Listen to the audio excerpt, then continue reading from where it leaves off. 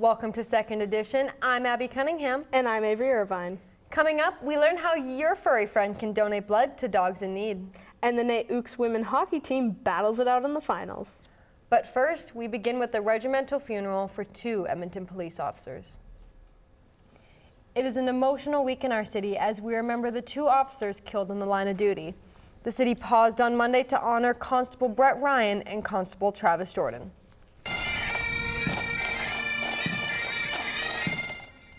Thousands of police officers, first responders, and members of the military from across Canada honored their fallen brothers on Monday. The funeral procession for Constable Travis Jordan and Constable Brett Ryan started at the Alberta Legislature and made its way through the streets of Edmonton. Hundreds of people lined the route to pay their respects to the constables who made the ultimate sacrifice. Society is taking such a big change, unfortunately, not in a good way, and police and all emergency personnel have to face all these tough situations. It's the least I could do is show my respect for it. The procession made its way to Rogers Place, where family, friends, and colleagues gathered inside. During the funeral, stories were shared honoring the lives of Constable Ryan and Constable Jordan. Both constables were awarded with 5 medals, including the EPS Medal of Honor and the Queen's Platinum Jubilee Medal, thanking the men for their service. Everyone knows that humans can donate blood, but did you know animals can donate too?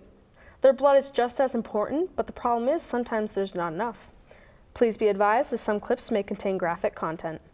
Good job. Okay, you're doing it. Yeah, he was fantastic. Meet Odin, a first-time donor. He and his owner are spending part of their morning at the Spruce Grove Veterinary Clinic, giving the gift of life. This blood donor clinic is one of many that happen around the country as a part of the Canadian Animal Blood Bank. At Sunday's clinic, there were 5 new donors and 1 regular, and with the warmer season coming up, veterinary clinics are expected to see more animals involved in accidents. Organizers say they collect around 150 units of blood per month, but are still short about 40 to 50 units. There's always a shortage. We're always in need of everything, because even sometimes you can have a dog that donated like 10 times and that one time he doesn't want to come in, and you never know when an injury or trauma or cancer is going to get diagnosed or come in. So we need to make sure that we have that blood available, and right now we can't guarantee that we'll have stuff in stock. The Canadian Animal Blood Bank also holds drives twice a month at NAIT, and the next one will be held on this Saturday, April 1st.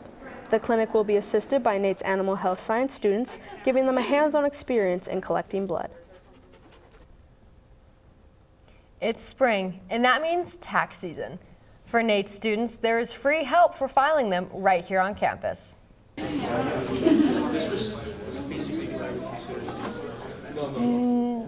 NAIT's Accounting Club held an income tax clinic to help students prepare their tax returns for the year. The clinic was stationed at NAIT's Feltham Center, bringing in both students and non-students to help file their taxes for free. This event also helped international students understand how to do their taxes in Canada. Considering this clinic in itself is free, it's cutting a potential cost out for students, which I think is absolutely wonderful. And it's also giving students that have completed Tax 2202, which is the first tax course if you don't know what that is, a really good hands-on experience with preparing returns, which is invaluable. There'll be another clinic on campus this Friday from 9 a.m. to 3 p.m. and students are encouraged to check out ookslife.ca to make sure they know what to bring before attending. Happy hour started early for Edmontonians on the weekend as the Edmonton International Beer Fest kicked off. The Edmonton Beer Fest kicked off last Friday, bringing in over 100 different craft breweries, distilleries, and other local small businesses from around Western Canada. People attending the event had the chance to sample over 300 liquor items, enjoy live music, and even attend a beer school with various demonstrations. Generally what it is like when there's options out there, people like to explore them, right? Like everyone loves to sample things. So having like a huge selection of craft breweries in Alberta allows that to really exist and turn into a passion for people. The event ran on Friday and Saturday and had over 1,000 attendees. It was Beerfest's first year back since the pandemic, and it featured many new local distilleries and breweries from Alberta. If you missed the event, Calgary is hosting its Beer Fest at the beginning of May. In sports, the ACAC crowns a champion in women's hockey. And a local squash club is preparing to host some of the world's best players for a huge international competition. Our Ben Lohan joins us now with more. From incredible comebacks to thrilling victories, the ACAC women's hockey scene has been crazy this season. And now, the grand finale between the NAIT Ooks and Red Deer Polytechnic Queens. The Queens are vying for their second straight championship, while the Ooks are hungry to play spoiler.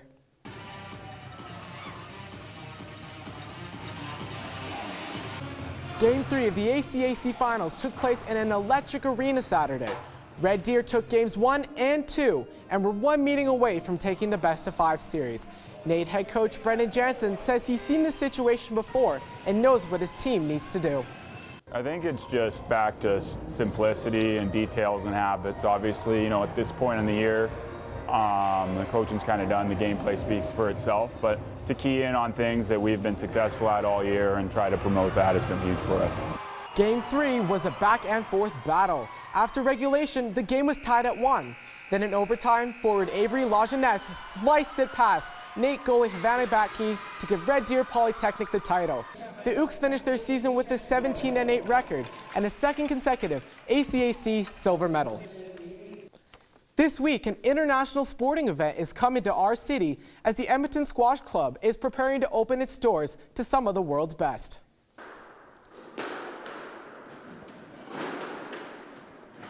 The excitement could be felt at the Edmonton Squash Club on Monday as they prepare to host a Professional Squash Association World Tour event. 11 international athletes representing 9 respective countries will be competing, as well as 4 Canadians who will play on Canadian home soil for the second time this season. Communications coordinator David Topping is excited to see what this event can do for the popularity of the sport in Edmonton. We're looking to grow, we're looking to get new members here, we're looking in general to get more people playing squash, and we feel the tournament environment and getting the professionals here, this is our second year doing it, will help inspire people and grow the sport for sure. According to the PSA website, all players competing are within the top 200 in the world rankings. The event runs from Thursday through Sunday. Fans are encouraged to attend, and ticket information can be found on the club's website. I'm excited to see what our women's hockey team can do next season. What about you guys? I can't wait to see some high-intensity matches at the Squash Open this weekend. Well, I'm just hoping not to get nailed in the nose by a rogue squash ball. Coming up after the break, we tell you about the Edmonton Public Schools spacing crisis. Plus, we're starting to spread the Easter cheer early with an Easter bunny photo session. Stay tuned for more.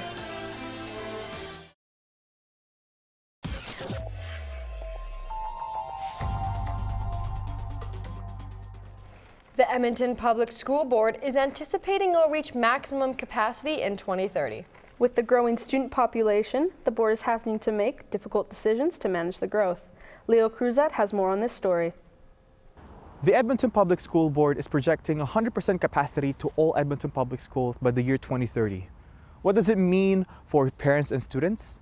I talked to Tricia Esterbrooks, the board chair of EPSB, to share us what's the plan to mitigate the crisis. I'm here with Tricia Esterbrooks, board chair of Edmonton Public School Board, and I just want to go straight into it. What does the board's plan right now to mitigate this crisis?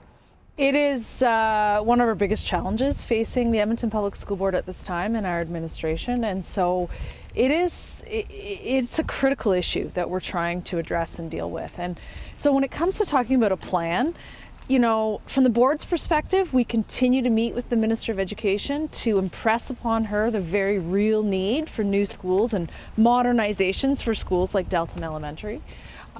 It's our administration's job to come up with solutions, working with families to ensure that all kids have a seat in Edmonton Public Schools. And so, as you've alluded to, the space crunch is real, and so finding some of those solutions, like putting kids on long bus rides, is not an ideal solution. But we need to find ways to find space within the structure that we already have.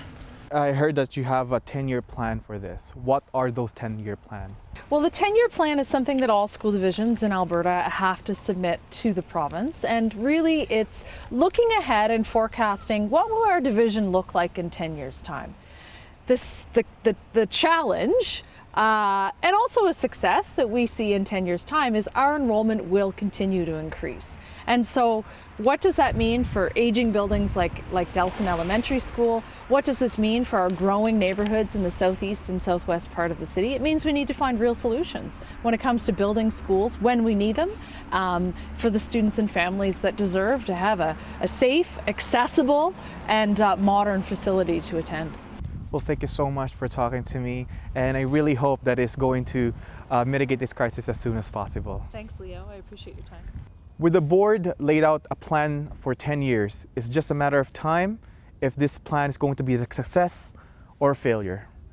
From Second Edition News, I'm Leo Cruzat. With Easter right around the corner, many families are looking to make fond memories. And you may have heard of taking pictures with Santa, but a local community has hosted an event with Easter bunnies. Our Roxanne Harnack attended the event. The marketplace at Collingwood held a mini photo session with bunnies last Sunday. Many families in the holiday spirit lined up with their kids to get photos with these fluffy friends. So I sat down with the marketing director, Raylene Coffey. Did you have a nice experience hosting this event? So we do a number of these throughout the year. This is our first one for 2023, which we brought in Hoppy Acres and of course our wonderful photographer here. We have a very diverse community here in Collingwood. So as you can hear the kids in the background, we've had families that have been coming here for years. This isn't the first time that we've done it. We had over 50 families that came this year, and yeah, we love doing this for our community. How do you get the rabbits to sit so still? They're just hanging out in that little box. They are, and they're super cute. So we work really closely with our photographer and our partner here, Hoppy Acres. So they bring out their wonderful bunnies. They do a number of events throughout the year, not only this one, but they also have a number of events at other shopping centers throughout, especially this season. And so this is kind of their thing. They bring them out, they're handled well, they're well cared for, they're loved, and yeah, that's kind of what they do. They look very healthy, very soft. Yeah, they're definitely very soft. So do these bunnies come from, what you said it was Hoppy Acres? Yeah. Do they come from there, or is it some other shelter? Well, Hoppy Acres is, they're breeders, but they breed to educate. So it's not just, I guess rabbits are lifelong pets just like any other animal. So it's not a disposable animal that, they're beautiful, they're loving, they're just like a dog or a cat. And so Hoppy Acres is here to educate, not just to breed to give away, but they're an educational piece as well. It's like any animal that you're going to take. You have to know that it's a lifelong commitment. It's like having a child. You don't just give somebody a child or an animal. It's something that you need to commit to and love and take care of. So yeah, so Hoppy Acres doesn't sell during the Easter season. You need to commit to the animal that you're going to take care of. Thank you for hosting this great event. Yeah, thanks for coming. Fantastic. Thanks. Keep an eye out for another opportunity next year to have a one-on-one with an Easter bunny. Coming up after the break, we learn how to make 2 delicious and cost-friendly meals. Plus, we get an insight on some local antique bookstores. Stay tuned.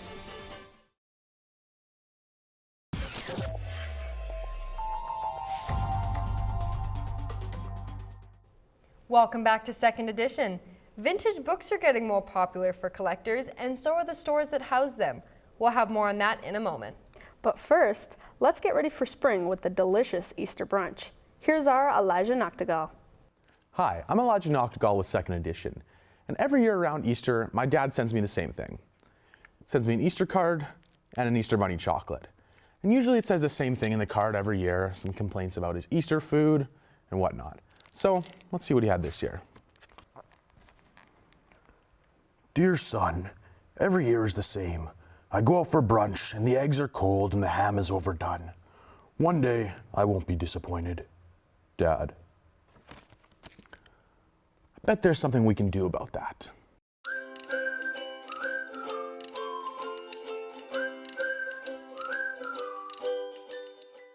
So we're here in the kitchen now, and I'm gonna be making one of my favorite Easter brunch meals. It's super easy, only a few ingredients we got going here, and everyone will love it. Your parents will love it, and your kids will love it. I know my dad loves it, so I make it every year. So here are the ingredients we got going on. We have 12 eggs that we already cracked up here, nice and easy in this bowl. We have our heavy cream, and if you don't have heavy cream, you can substitute for milk and butter, a few other ways you can do it, some cream cheese even, I know that's worked. We have our mixed herbs here. We have green onions and thyme. You can do whatever you like. Add some basil in there, some chives, whatever you like there. Some shredded cheese, went for some Tex-Mex cheese for a little bit of a spicier bit, you know, a little bit of fun there. Big bowl of kale. You just take really however much kale you want to be. If you want to be super healthy, go a bit more. If not, whatever. You got some extra, make some kale chips. We put all the kale in here, nicely torn up. And then of course, we got our ham. You can't forget the ham, most important part. Yeah, so that's everything we got here. Now we're gonna pour it all together and let's get cooking. Now that we have lightly greased our pan, we're gonna take our kale, then we put some olive oil and salt and pepper. Now we have some slices of ham that we cut up earlier. I'm just gonna layer this in here. Throw it all around. Put it in between the kale, spread it around. Now we're just gonna pour our egg mixture over top of all of this.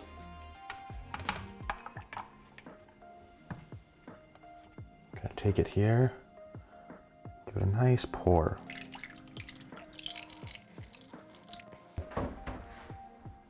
There we go. Slide it right on in there. Perfect. We're gonna set the timer here for about 40 minutes should be good. While our green eggs and ham is in the oven and we're waiting for that, I'm gonna teach you how to make a nice Easter brunch cocktail. This is a strawberry shortcake mimosa, and it's only a few simple ingredients. So let's head off to that.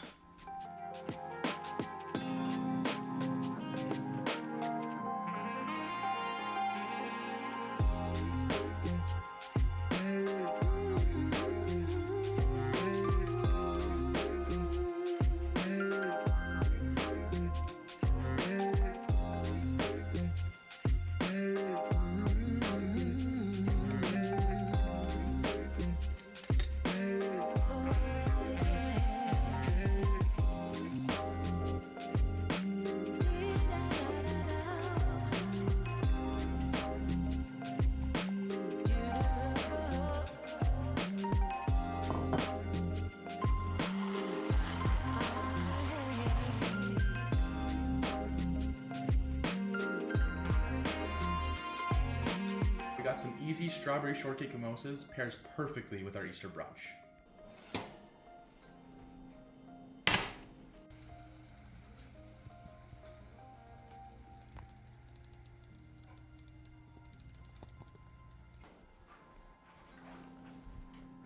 Fresh out of the oven. Just like that, Easter brunch is all taken care of. There's no way my dad can complain about any of this. Well, to my surprise, my dad sent me another card. Let's check it out. Dear son, the Easter brunch you made was great. The green eggs and ham weren't cold or overdone. If I have this every year, I will never complain. Love, Dad. Thanks, Dad. I'm Elijah Noctegal from 2nd Edition.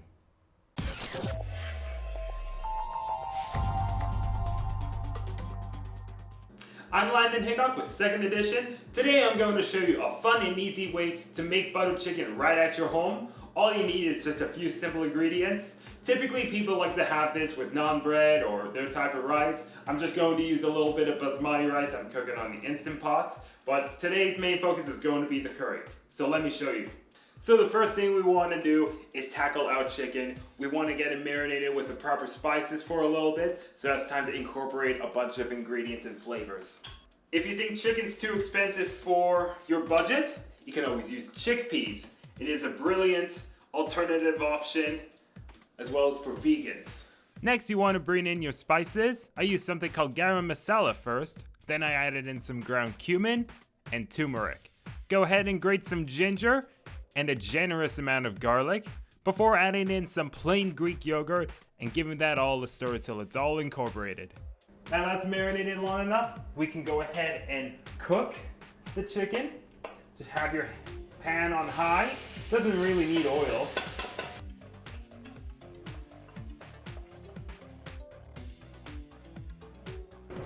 Now that the chicken's cooked, we're just going to put this on a plate. Do not wash the pan. Next are your aromatics. Go ahead and chop and dice a red onion before you toss it into the pan you just set aside. Grate some ginger and garlic, give that a little fry, and then incorporate the same spices you used with the chicken. Add some crushed tomatoes, evaporated milk, or some heavy whipping cream if you'd rather. Then give that a little stir, and then finally add in your chicken. Finally, I'm going to make some rice. I have some basmati rice. I'm going to pressure cook for 4 minutes in my Instant Pot, but I'm going to make sure I give it a good wash. If you're using different types of rice, jasmine only takes 1 minute to pressure cook, or brown rice, it takes 20. This is a perfectly well done butter chicken recipe that you can do at home for yourself. Of course, you can improvise the spices differently how you want to, because we know we can't all afford the same things as students. But yeah, if you're looking for an alternative, use chickpeas instead of chicken. It'll save you a ton of dollars. I'm glad with how this turned out, and I'm really excited to eat this. So this is Landon Hickok with 2nd Edition News.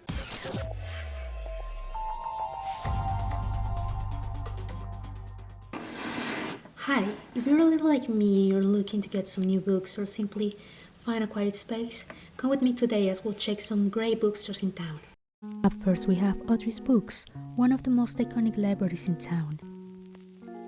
Here you'll find a vast collection of Canadian and Albertan books, as well as an underground floor dedicated to kids, with plenty of books for them to choose from and games to keep them entertained and curious. Which is what this place is about, discovering and learning. Next up is Mandolin Books. With a smaller space but some high quality options, as well as art, souvenirs, and some great coffee, this place provides a cozy atmosphere to chat with some fellow book lovers, or even if you prefer to come on your own, you won't be let down by the great options you'll have, and the serenity of enjoying the simple things. Last but not least, we have Daisy Chain Book. With a more modern take on bookstores, this place offers a more funky layout, with an impressive collection of books that will have you mesmerized all day. With weekly recommendations by their fantastic staff, some pretty good books going for as low as $4. This bookstore offers a captivating space for everyone of all ages to come and enjoy.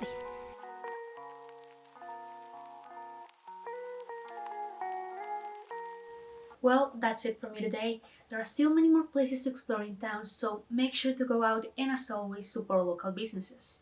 This is Gabby Renal for 2nd Edition News.